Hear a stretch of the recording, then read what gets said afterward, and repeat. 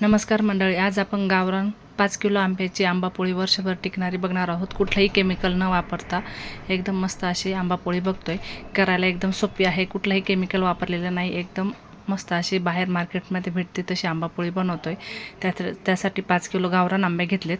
तुमच्याकडे हापूस, देवगड, केशर असेल तर छानच, पण मी गावाकडून आलेले आंबे होते तर गावरान आंब्याचा बनवणार आहे. तर स्वच्छ पाण्याने धुवून कोरडे पुसून घ्यायची. इथे आपल्याला कुठेही पाण्याचा त्याला हात लागू द्यायचा नाही, कारण पाणी लागले तर ते खराब होऊ शकते. म्हणून एकदम स्वच्छ कपड्याने आंबे कोरडे करून घ्यायचे. जसे आपण आंबे कापून रस काढतो तसंच या आंब्यांचा रस आपल्याला काढून घ्यायचा. कुठेही पाणी टाकायचं नाही आणि पाण्याचा हात पण लागू द्यायचा नाही. 5 किलो आंब्याचा रस आपला तयार झाला आहे अशा प्रकारे. आता हा आपण मिक्सरच्या भांड्यामध्ये जसा बसेल तसा फिरवून घ्यायचा. एकदम फाईन याची पेस्ट म्हणजे एकदम बारीक दळून घ्यायचा. कुठे याच्या गाठी वगैरे राहिलेल्या नाही पाहिजे. आणि मिक्सरमध्ये दळताना कुठे यामध्ये पाणी टाकायचं नाही. पाणी न टाकताच आपल्याला एकदम मस्त फिरून घ्यायचं आहे. आणि फिरून घेतल्यानंतर ज्या भांड्यात आपल्याला बनवायचं आहे त्या भांड्यामध्ये काढून घ्यायचं. अशा प्रकारे सर्व मी मिक्सरला फिरवून घेतला आहे. आणि बघा मस्त असा एवढा 5 किलोचा आपला आंब्याचा रस तयार झाला आहे. गॅसवर कढई ठेवायची. आता मी गॅसची फ्लेम मोठीच केलेली आहे. एक 5 मिनटं चांगलं शिजू द्यायचं.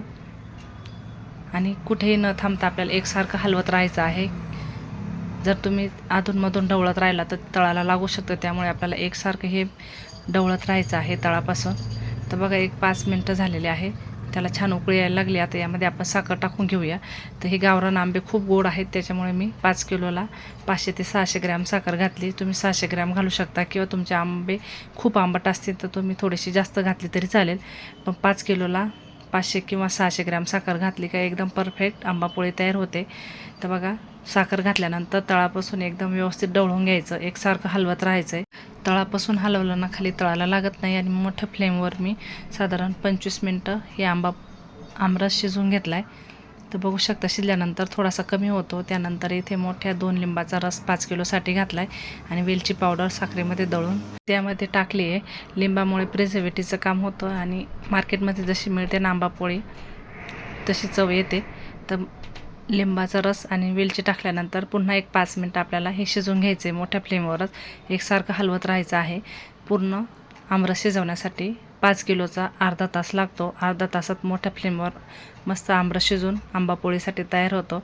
ज्या भांड्यामध्ये आपल्याला आंबापोळी बनवायची त्याला तूप लावून घ्यायचं, म्हणजे आंबापोळी पटकन निघते, खाली ताटाला चिटकत नाही. तर इथे मी 5 किलोचं आहे त्यामुळे मोठ्या मोठ्या भांड्यांना तूप लावून घेतले.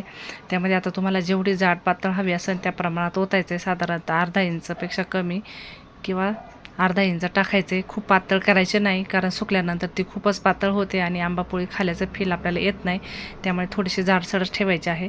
तिथं 5 किलोमध्ये माझे 4-5 भांडे भरलेले आहे. असं या प्रमाणात फिरून घ्यायचे. तुम्हाला जर नाही समजलं किती मिनटं शिजवायचं, एक अर्धा तास झाल्यानंतर आपण एक तारी पाक कसा बनवतो तसं बोटावर हा आमरस घेऊन बघायचा.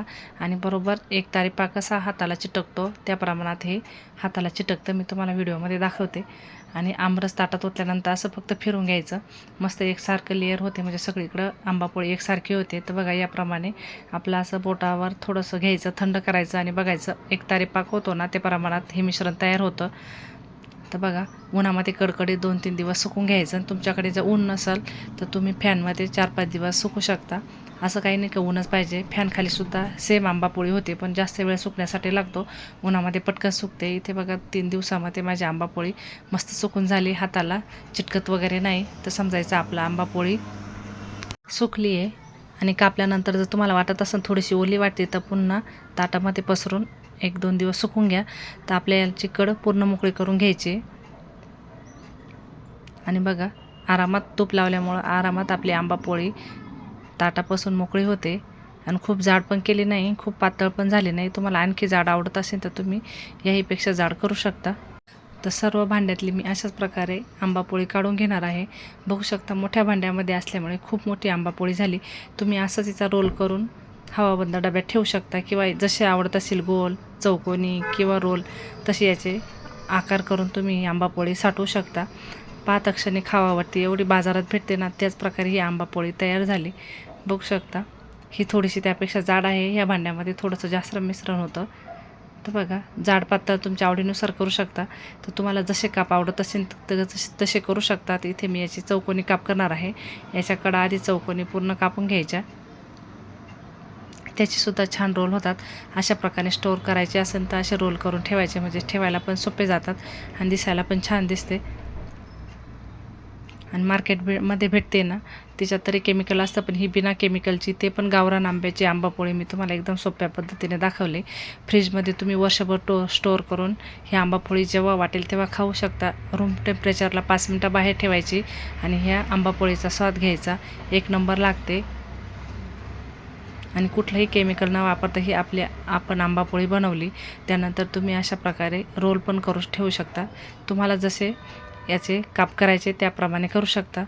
बघा मस्त आपली आंबापोळी सुकली आणि दिसती पण छान. एकदम गावरान आंब्याचा आपण कलरही कुठला टाकलेला नाही आणि काहीच टाकलेलं नाही, तरी एकदम मस्त सुंदर असा कलर आला आहे. तर तुम्ही नक्की या प्रकारे बनवून बघा आणि तुम्हाला आवडले असेल तर लाईक, शेअर, कमेंट करायला विसरू नका. आणि मस्त जेव्हा हवा तेव्हा ह्या आंबापोळीचा आस्वाद तुम्ही घेऊ शकता. मस्त अशी आपली आंबापोळी तयार झाली आहे.